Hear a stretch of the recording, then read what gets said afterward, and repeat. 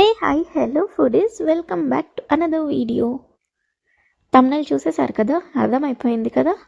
Yes, pudina rice, అది కూడా with in short time ఎలా ప్రిపేర్ చేసుకోవాలో ఈ వీడియోలో చూపించేస్తాను. ఓకేనా? సింపుల్గా, ఏ హడావుడి లేకుండా మినిమల్ ఇంట్లో ఉన్న ఇంగ్రీడియంట్స్తోనే ఒక 5 మినిట్స్లో అయిపోయే ఒక small interesting and tastiest recipe. So ప్రాసెస్లోకి వెళ్ళిపోదాం. ముందుగా పుదీనా పేస్ట్ చేసుకుందాం. దానికి కావాల్సినవి, ముందుగా ఒక జార్ తీసుకొని అందులో గుప్పెడు కన్నా ఎక్కువ పుదీనా, అంతే కొలతలో కొత్తిమీర, అలాగే మనం తినగలిగినంత కారం కోసం పచ్చిమిరపకాయలు, అలాగే అల్లం వెల్లుల్లి పేస్ట్ అయినా వేసుకోండి, లేదా సపరేట్గా ఫ్రెష్గా అయినా వేసుకొని పేస్ట్ పట్టుకోండి. ఇప్పుడు దీంట్లో కొద్దిగా ఉప్పు వేసుకొని బరకగా పేస్ట్ చేసుకొని పక్కన ఉంచండి. పేస్ట్గా కావాలి పూర్తిగా అనుకున్న వాళ్ళు కొద్దిగా వాటర్ వేసుకొని మళ్ళీ ఒక్కసారి గ్రైండ్ చేసుకోండి, సరిపోతుంది. ఇప్పుడు ఈ పేస్ట్ రెడీ అయిపోయింది కదా, దీన్ని పక్కన ఉంచేసుకోండి. ఇప్పుడు తిరమాత కోసం ఒక కడాయి తీసుకొని అందులో నూనె కానీ లేదా నెయ్యి కానీ వేసుకొని అది వేడెక్కాక ఇప్పుడు కొద్దిగా జీలకర్ర వేసుకొని కాస్త చిట్పట్లాన్నివ్వండి. తర్వాత పొడుగ్గా కట్ చేసి పెట్టుకున్న ఉల్లిపాయ ముక్కలు వేసి అవి కాస్త బ్రౌన్ కలర్ దోరగా వేయించుకొని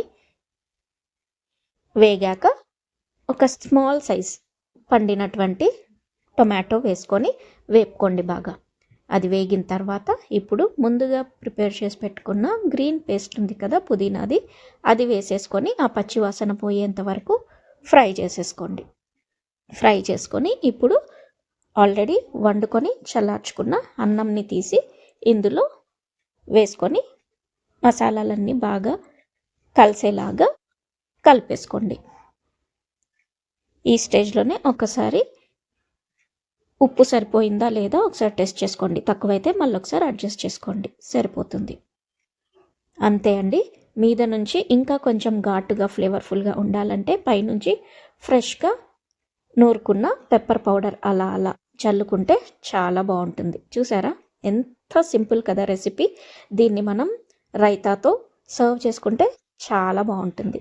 అండ్ రైతాతో కాకుండా దీన్ని చికెన్ కర్రీ లేదా చికెన్ వేపుడుతో లేదా ఎగ్ కర్రీతో ఏదైనా సరే, అటు వెజ్లోకు ఇటు నాన్ వెజ్లోకు ఏ కర్రీస్లోకైనా సింపుల్గా బాగా సెట్ అవుతుంది. ఎప్పుడు మనం బగారా రైస్కే అలవాటు పడిపోయాం కదా, అలా కాకుండా ఇలా ఒక్కసారి నాన్ వెజ్లోకైనా వెజ్ స్పెషల్ కర్రీస్లోకి ఏ దాంట్లో అయినా ఈ రెసిపీ ఒకసారి చేసి చూడండి. అండ్ అలాగే ఇది లంచ్ బాక్స్లో కూడా ఈజీగా పిల్లలకి ఇచ్చి పంపించేసేయచ్చు, హ్యాపీగా తినేస్తారు. బాగా కారంగా పుల్లగా చాలా బాగుంటుంది. అలాగే మీద నుంచి నిమ్మరసం కూడా చల్లుకోండి, ఇంకా టేస్ట్ అదిరిపోతుంది.